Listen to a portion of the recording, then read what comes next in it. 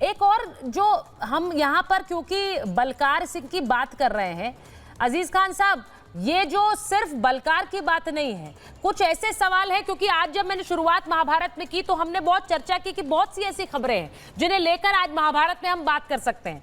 उसमें से एक बलकार सिंह, क्योंकि हमने एक कन्फ्रंटेशन भी दिखाया जिसमें हमने अरविंद केजरीवाल से पूछने की कोशिश की।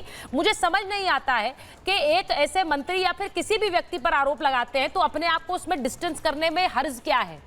वो मुझे लगता है कि एक तरह का एक प्रोटोकॉल होना चाहिए और हर पार्टी के लिए होना चाहिए। भाई जांच तो कीजिए, पहले ही आप उन्हें पाक साफ बता दें। दूसरी खबर ये भी कि कैसे बार बार अरविंद केजरीवाल और कांग्रेस पार्टी के लिए पाकिस्तान से समर्थन में ट्वीट होते हैं और कहा जाता है कि यहाँ नफरत की राजनीति है और पाकिस्तान के समर्थन में ये लोग हैं तो ये सत्ता में आ जाए। वो वाली भी एक खबर है जिस पर मैं चर्चा आज करना चाहती हूँ। सिर्फ ये नहीं है, क्यों ऐसा है कि बार बार वहां अभी की सत्ता को पाकिस्तान से क्या मतलब है? चुनाव भारत में है, वोटर भारत का है। और अनुज जी, आप ही के पास पहले आ जाती हूँ। वोटर भारत का है, समर्थन आपको भारत से चाहिए, लेकिन वहां समर्थन पाकिस्तान से मिलता है आपको। देखिए, मुझे नहीं मालूम पाकिस्तान से कौन समर्थन दे रहा है और कौन ट्वीट कर रहा है, और उनके ट्वीट करने से इस देश में चुनाव के हमारे मतदाताओं पर क्या असर पड़ेगा, इस तरह की बातें औचित्यहीन है। लेकिन हमने ये जरूर देखा है कि इतिहास में ऐसा पहले कभी नहीं हुआ। अगर हम पाकिस्तान प्रेम की बात करें तो जब जब भारतीय जनता पार्टी की सरकार रही, चाहे अटल जी की सरकार रही या वर्तमान की सरकार रही, किसने सबसे ज्यादा पाकिस्तान से पींगे बढ़ाई बताइए? किसने पाकिस्तान के राष्ट्रपति प्रधानमंत्री को अपने देश में बढ़ाया? परवेज मुशर्रफ को किसने बुलाया? नवाज शरीफ को अपने किसने बुलाया? नवाज शरीफ के केक पार्टी में कौन गया? बिना एजेंडा के चले गए, बिना इंफॉर्मेशन के चले गए। लेकिन और मोदी कह रहे हैं कि मोदी आए, पाकिस्तान से नहीं कह रहे मोदी आए, पाकिस्तान से कह रहे मोदी ना आए। सबसे खतरनाक पाकिस्तान में कह रहे मोदी ना आए, राहुल और केजरीवाल आए। तो मैं सवाल आपसे पूछ रही हूँ कि ऐसा क्या है? ये लोगों की भावना है, विश्व स्तर पे भावना है पाकिस्तान में, आप उस भावना में पूरे वैश्विक ग्लोबली लोग चाहते हैं। लेकिन देखिए ना, बात पाकिस्तान प्रेम की करें, देखिए इस देश में, हमारे देश में कभी इतना खतरनाक डिसीजन किसी ने नहीं लिया। पठानकोट हमला हुआ, आईएसआईएस को बुलाया गया हमारे देश में, आईएसआई को पाकिस्तान की, कि आप आइए इंक्वायरी कीजिए, हमारे हमला हुआ है। और वही आईएसआई हमारे को कटघरे में खड़ा करके चलेगी कि आप लोग जिम्मेदार थे, जबकि हमला पाकिस्तान ने कराया। हमारी जांच एजेंसी जांच नहीं कर रही है, आप आईएसआई को बुला रहे हो यहाँ पे इंक्वायरी करने की। आप बताइए किसने हमला किया? और वो हमारे को कटघरे में। इतनी बड़ी विफलताएं होती है, कितना पाकिस्तान प्रेम दिखाएंगे, कितना पाकिस्तान के चरणों में गिरेंगे। और सवाल कांग्रेस पार्टी, सवाल कांग्रेस, अभी शुक्र कीजिए नेहरू जी का नाम नहीं लिया इन लोगों ने। वो ये क्यों नहीं कह रहे कि नरेंद्र मोदी आए? वो क्यों कह रहे हैं कि भाई अरविंद केजरीवाल और राहुल गांधी आए? देखिए सुचरिता जी, इस पूरे चुनाव में बीच में एक बार पाकिस्तान आया था। और यकीन मानिए, मैं काफी दिनों से महसूस कर रहा हूं कि पूरा चुनाव खत्म हुआ जा रहा है, पाकिस्तान की एंट्री नहीं हो पा रही है। आखिर एंट्री क्यों नहीं हो पा रही है? ये कहीं ना कहीं ये दुविधा था। और यकीन मानिए, आज एंट्री हो गया, आखिरी चरण में एंट्री हो ही गया। देखिए एक बात बताऊं, आज मुद्दों से कब तक भागेंगे मोदी जी? मुद्दों के सामने मोदी जी फेल। अब मुद्दे पे बात होगी, पाकिस्तान और बांग्लादेश पे बात नहीं होगी। एक बात आप जानिए, इस देश की क्या समस्या है। आपने वादा किया था 10 साल आपको जनता ने दिया, उस पर बात नहीं करेंगे। अरे पाकिस्तान की बात क्या कर रहे हैं? पाकिस्तान तो भूखों मर रहा है, उसके भूखमरी है।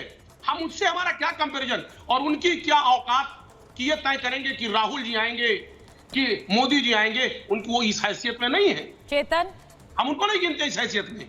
हमारे देश की ज्वलंत समस्याएं क्या है? आज अग्निवीर में जिसको आप अपॉइंट कर रहे हैं, वो बिल्कुल निकल चुका है लाठी लेकर के।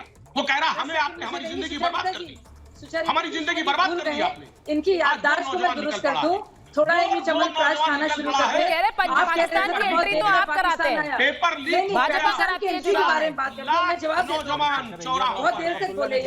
सुनिए सुचरिता जी, ठीक है बोलिए जी, आप इस बार कह रहे हैं कि आखिरी फेज में क्यों आ रहे हैं? आप बताइए, पिछले चुनाव में अखिलेश यादव ने जिन्ना को महान क्यों कहा था? याद आया कुछ आपको अपने नेता के बारे में? याददाश्त आपकी ताजा कर। एक मिनट अजीज खान साहब, आपने बोल लिया इसलिए मैं शाहजेब जी के पास गई। आप ये आरोप लगा रहे हैं कि वो लाते हैं बार बार पाकिस्तान को भाजपा वाले, तो उन्हीं पर जा रही है। मैं जवाब हमें बोलती हूँ क्योंकि भाई साहब सुचरिता जी, मुझे मौका नहीं मिला, लगातार बोल रहे थे। ये कह रहे हैं कि इस बार पाकिस्तान कैसे आ गया। अब पूछिए आपके पाकिस्तान हिमायती जो लोग हैं, जो आपके लिए दुआ मांग रहे हैं और कसीदे पढ़ रहे हैं। लेकिन छोड़िए, आप बताइए, पिछले बार जब चुनाव हो रहे थे तो अखिलेश यादव जी को जिन्ना प्रेम उनका कैसे जागा था? ये बताइए उन्होंने क्यों कहा था, जिन्ना का नाम क्यों महात्मा गांधी जी के साथ लिया था, सरदार पटेल के साथ लिया था? याद आया कुछ? आप ही के नेता हैं, आप ही की पार्टी है, इतनी याददाश्त आपकी कमजोर हो गई? थोड़ा बहुत खाइए च्यवनप्राश वगैरह, अश्वगंधा, याद आ जाएगा। ये तो आप ही के नेता थे, आपने तो शुरुआत की थी पाकिस्तान से, यहाँ से कम पाकिस्तानी फवाद चौधरी ने आखिरी फेज में लाए आपके तो खुद के नेता सबसे पहले ही ले आए थे। अब मेरा सवाल ये है, 10 सेकंड अच्छा ठीक है, आप जवाब दे दीजिए फिर सवाल।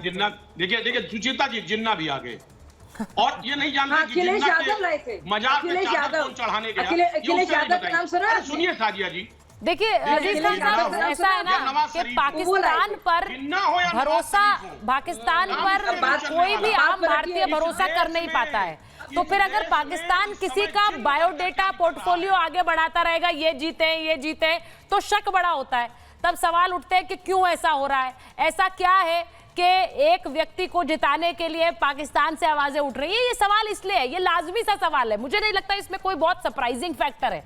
लेकिन एक और बात जिस पर आज चर्चा होगी, क्योंकि प्रधानमंत्री नरेंद्र मोदी, अनुज जी जरा सुनिए इसे, चंद्रप्रकाश जी सुनिए, प्रधानमंत्री नरेंद्र मोदी कल विवेकानंद रॉक मेमोरियल जा रहे हैं। आपको याद होगा वो तस्वीरें, जरा प्रधानमंत्री की वो तस्वीरें दिखाइए, केदारनाथ गए थे 2019 के समय, तब भी यही सवाल उठे थे।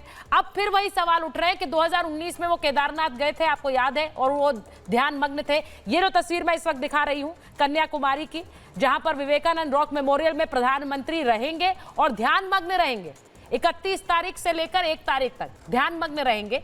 अब उस पर यह बात पूछी जा रही है, ये सवाल करा जा रहा है चंद्रप्रकाश जी कि यहां पर वो अपना रिटायरमेंट प्लान करने जा रहे हैं। कांग्रेस का कहना है कि सब खत्म हो रहा है, 4 जून को इंडिया की सरकार आ रही है गठबंधन की, और इसीलिए वहां रिटायरमेंट प्लान के लिए जा रहे हैं। देखिए रिटायरमेंट की तो उनको इस पे काफ़ी सोच रहे होंगे, क्योंकि वो चाह रहे हैं कि राहुल गांधी रिटायर हों, लेकिन उनको वो रिटायरमेंट नहीं दे पा रहे हैं। उनका कष्ट यही वास्तव में यह है। हाँ। उनको सब पता है, उनको ये भी पता है कि प्रधानमंत्री जो रॉक मेमोरियल में जा रहे हैं उसका भी एक संदेश है देश में, केदारनाथ गए थे उसका भी एक संदेश था। और रिटायरमेंट ठीक है, वो तो कुछ अगर वो करना चाहें, इस तरह की फप्तियां कसना चाहें कर सकते हैं, लेकिन उनकी खींच सबको समझ में आ रही है, देश देख रहा है।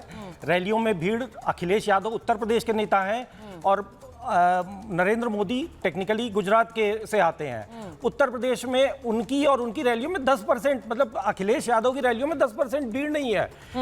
अब इनकी खींच इनके चेहरे पे, अजीज खान साहब को तो पता है कि जितने बड़े क्राउड पुलर नरेंद्र मोदी हैं, उतने बड़े क्राउड पुलर उनके नेता नहीं है वहां। इस आरोप से तो सहमत नहीं हूं, क्योंकि अजीज खान साहब के चेहरे पे खींच कभी नजर नहीं आती है, मुस्कुराहट ही नजर आती है। ये इनकी अच्छी बात है, ये इनका प्लस पॉइंट है। अजीज खान साहब देखिए, महाभारत में खुले में मैं आपकी तारीफ कर रही हूँ, हमेशा मुस्कुराहट रहती है आपके चेहरे पर, ये तो बात साफ है। लेकिन